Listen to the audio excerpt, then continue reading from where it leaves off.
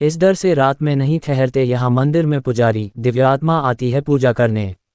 यूँ तो हमारे देश में तमाम मंदिर हैं और उनके बारे में बहुत सारी कहानियाँ भी प्रचलित हैं।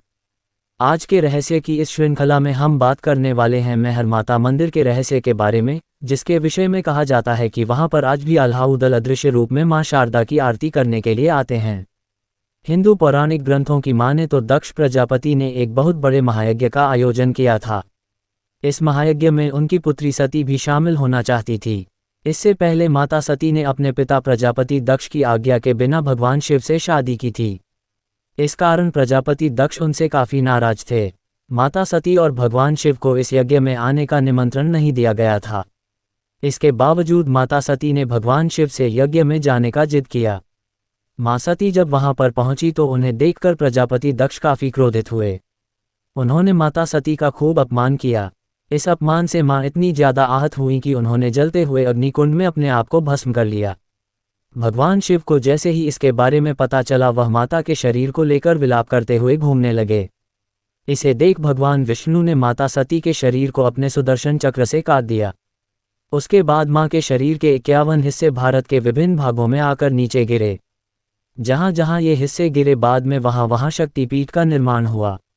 उन्हीं 51 शक्तिपीठों में एक शक्तिपीठ माँ शारदा का है। कहा जाता है कि यहाँ पर माँ सती का हार गिरा था। माँ शारदा का ये पावन धाम मध्य प्रदेश के त्रिकूट पर्वत पर स्थित है। इन्हीं में से एक है विंध्याचल पर्वत की चोटी मेहर पर बसा माँ शारदा का मंदिर भी एक है। यह एक शक्तिपीठ भी है। माँ के इस मंदिर की कहानी अद्भुत और रोमांचक है। कहते हैं न कि सच्चे मन से मांगो तो ईश्वर भी मिल जाता है। ऐसा ही हुआ था माँ के भक्त आल्हा के साथ। ऐसी मान्यता है कि जब उसने माँ का आशीर्वाद पाने के लिए कठोर तपस्या की तो 10 वर्षों के बाद माता रानी उस पर प्रसन्न हुई और दर्शन दिए। मान्यता है कि माता रानी ने आल्हा की भक्तिभाव से प्रसन्न होकर उसे चिरकाल तक भक्ति और अमरता का वरदान दिया।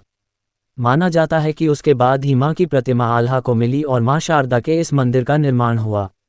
मंदिर के निर्माण से लेकर आज तक कहा जाता है कि माँ की पूजा अर्चना सबसे पहले आल्हा ही करते आए हैं। कहते हैं कि जब प्रातः काल में मंदिर के पट खोले जाते हैं तो वहां मां के चरणों में जल के साथ ही एक फूल चढ़ा हुआ मिलता है। हालांकि आज तक कोई भी आल्हा को देख नहीं सका है। माता मंदिर के बारे में मान्यता है कि जो भी रात में इस मंदिर में आल्हा को देखने के लिए ठहरा है उसकी मृत्यु हो गई। इस डर के कारण रात में इस मंदिर में कोई नहीं ठहरता है।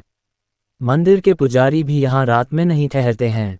पुजारी बताते हैं मंदिर को खोलने का समय सुबह 4 बजे का है, तभी मंदिर में प्रवेश किया जाता है। वह बताते हैं कि अक्सर ही मंदिर के दृश्य को देखकर लगता है जैसे कोई कपाट खुलने से पहले ही वहां से चला गया हो। मंदिर के शक्तिपीठ होने के बारे में कहा जाता है कि जब महादेव देवी सती के भस्मीभूत शरीर को लेकर तीनों लोकों में घूम रहे थे, उस समय भगवान विष्णु ने मां के शरीर को अपने चक्र से खंड खंड कर दिया था। कहा जाता है कि उस समय विंध्याचल की इस चोटी पर मां का हार गिरा था। यही वजह है कि इस जगह को मेहर यानी कि मां का हार का नाम दिया गया। इस तथ्य के बारे में हमारे पौराणिक ग्रंथों में भी उल्लेख मिलता है। मंदिर परिसर से थोड़ी दूर पर आल्हा उदल का उखाड़ा भी स्थित है। इसके अलावा वहां एक तालाब है। इसके बारे में मान्यता है कि दोनों भाई आल्हा और उदल इस सरोवर में स्नान किया करते थे। इसके बाद ही मां के दर्शनों के लिए जाते थे। मंदिर आने वाले श्रद्धालु इस स्थान के भी दर्शन करने आते हैं।